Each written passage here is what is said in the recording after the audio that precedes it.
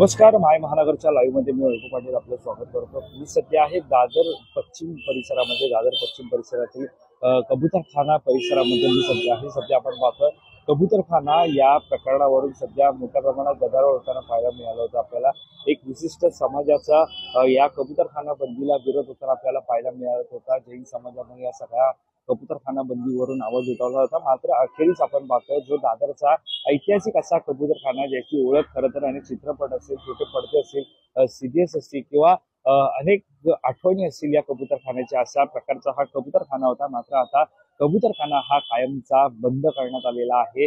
न्यायालयाच्या आदेशानंतर हा कबूतरखाना कायमचा बंद करण्यात आलेला आहे। सद्यस्थितीत आपण पाहत आहोत कबूतरखाना या ठिकाणी सध्या आपण आहोत आणि माझ्या मागे तुम्ही हा कबूतरखाना पाहत आहात। या कबूतरखान्याला सध्या ताडपत्री घालून महापालिकेकडून बंद करण्यात आलेला आहे। हा कबूतरखाना साधारणतः आपण पाहतोय ज्या वेळेला सुरुवातीला महापालिकेकडून ताडपत्री घालण्यात आली होती न्यायालयाच्या आदेशानंतर, त्यानंतर समस्त आक्रमक झालेल्या एका आंदोलकांकडून ह्या कबूतरखान्यावरील ताडपत्री जी आहे ती हटवण्यात आली होती।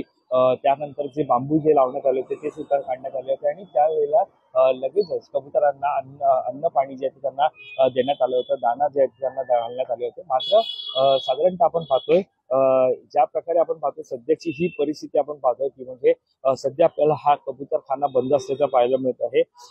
पूर्णपणे हा कायमचा आता हा दादरचा कबूतरखाना हा बंद राहणार आहे। न्यायालयाच्या तशा प्रकारचे आदेश आहेत आणि न्यायालयाच्या आदेशानंतर हा जो आपण पाहतो या ठिकाणी कबूतरखाना आहे हा बंद करण्यात आलेला आहे। मुळामध्ये कबूतरखाना ज्या वेळेला सुरू होता त्यावेळेला या कबूतरखान्याच्या आजूबाजूला दाना विक्रेत्यांची दुकानं सुद्धा सुरू होती। मात्र कबूतरखाना बंद झाल्यामुळे आता दाना विक्रेत्यांची सुद्धा आपला घासा गुंडाळल्याचं पाहायला मिळत आहे। दादरमधील कबूतरखाना साधारणतः आपण पाहतो अखेर उच्च न्यायालयाच्या आदेशानंतर पूर्णपणे बंद करण्यात आलेला आहे। महापालिकेने कारवाई करत हा कबूतरखाना हटवल्यानंतर परिसरातील कबुतरांची संख्या सुद्धा कमी झाल्याचं आपल्याला पाहायला मिळत आहे। साधारणतः या कबूतरखाना परिसरामध्ये मोठ्या प्रमाणात कबुतरांचा वावर जो होता आपल्याला पाहायला मिळत होता।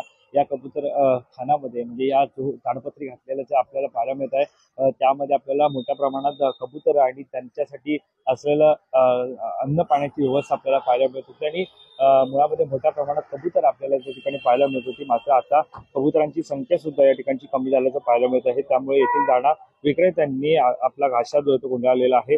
कबुतरांना नियोजित ठिकाणी खाणे घातल्याबाबत पालिकेने सूचना मागवल्या असून त्यावर विचार करून अंतिम निर्णय घेण्यात येणार असल्याची माहिती समोर येत आहे। गेल्या महिन्यात उच्च न्यायालयाने कबुतरांना दाणे देण्यावर बंदी घातली होती। सर्वोच्च न्यायालयाने हा आदेश कायम ठेवला होता। न्यायालयात झालेल्या सुनावणी दरम्यान कबुतरखान्यामुळे परिसरातील आरोग्याला धोका निर्माण होतो असे निदर्शनास आणून देण्यात आले। त्यानंतर समिती नेमून पर्यायांचा विचार करण्याच्या सूचना दिल्या होत्या। या काळात परिसरात वातावरण तापले होते। जैन समुदायाने कबूतरखाने हटवण्याच्या विरोधात आंदोलन केलं होतं, तर स्थानिक नागरिक व मराठा एकीकरण समितीने आरोग्याच्या दृष्टीने कबूतरखाने बंद करण्याच्या समर्थनार्थ मोर्चे काढले होते। काही काळ परिसरात पोलीस बंदोबस्त ठेवावा लागला होता। साधारणतः आपण पाहतोय ज्या वेळेला या ठिकाणी त्यावेळेला या ठिकाणी कबूतरखान्यावरून गदारोळ झाला त्यावेळेला या ठिकाणी समस्त पोलीस बांधवांची मोठ्या प्रमाणात बंदोबस्त त्यांचा फोर्स होतो या ठिकाणी आपण पाहतोय तैनात करण्यात आला होता। आणि हा जो कबूतरखाना आपण पाहतोय या ठिकाणी या कबूतरखान्याच्या चौबाजूने बॅरिकेटिंग करण्यात आलं होतं आणि या चौबाजूने बॅरिकेटिंग करून हा कबूतरखाना ज्या सुरुवातीला ज्या आंदोलकांनी कबूतरखाना ताडपत्री लावलेली होती ती ताडपत्री काढली, बांबू जे होते ते हटवले। मात्र पुन्हा एकदा तशी घटना घडू नये यासाठी पोलिसांकडून बॅरिकेटिंग त्याला करण्यात आले होते। मात्र आता बॅरिकेटिंग जे ते हटवण्यात आलेली आहेत। मुळामध्ये आपल्याला रस्त्याच्या कडेला तिकडे आपण पाहतो बॅरिकेटिंग आपल्याला पाहायला मिळत आहे। ही जी बॅरिकेटिंग आपण पाहतोय ती बॅरिकेटिंग आपण पाहतो ती रस्त्याच्या कडेला आहे। मात्र तीच बॅरिकेटिंग काही अंशतः ज्या वेळेला आंदोलन या ठिकाणी झालं त्यानंतर ती बॅरिगेट्स जे आहेत आपल्याला या कबूतरखान्याच्या चौबाजूने पाहायला मिळत होते। मात्र आता ते बॅरिगेट्स आपल्याला रस्त्याच्या कडेला पाहायला मिळत आहेत। सद्यस्थितीत आपण पाहतोय की सद्यस्थितीत आपण जर पाहायला गेलं तर सध्याचा जो कबूतरखाना आहे हा आता न्यायालयाच्या आदेशानंतर पूर्णपणे बंद करण्यात आलेला आहे। त्यामुळे निश्चितच ज्या प्रकारे एका विशिष्ट समुदायाकडून म्हणजे जैन समुदायाकडून जे आंदोलन करण्यात आलं होतं त्या संदर्भातली न्यायालयामधली सुनावणी सुद्धा आपल्याला आपण पाहतोय जी सध्या आपल्याला सुरू असल्याचं पाहायला मिळत आहे। मात्र ज्या प्रकारे आता आपण पाहतोय की न्यायालयाच्या आदेशानंतर हे जे कबूतरखाना हा आता पूर्णपणे बंद करण्यात आलेला आहे. त्यामुळे ज्या प्रकारे कबूतरखाना बंद करण्यात आलेला आहे त्या पार्श्वभूमीवरती कबूतरखान्याच्या आजूबाजूचा परिसर असलेल्या दाणा विक्रेत्या जे दुकान होती त्यांनी सुद्धा आपला घासा जो गुंडा दिलेला आहे. दरम्यान आता या सगळ्यावरती आपण पाहायला गेलं तर कबूतरखाना सुरू ठेवण्याबाबतच्या याचिका आणि कबूतरखाना बंद करावा या संदर्भातल्या ज्या सुनावण्या आहेत त्या न्यायालयामध्ये सुरू आहे. मात्र न्यायालयाचा आदेश आहे तो आदेशानुसार हा कबूतरखाना बंद आहे. मात्र सद्यस्थितीत आपण पाहायला गेलं तर ज्या ठिकाणी हा कबूतरखाना त्याच्या अवघ्या बाजूला ही मस्जिद आपल्याला पाहायला मिळत आहे आणि या मस्जिदच्या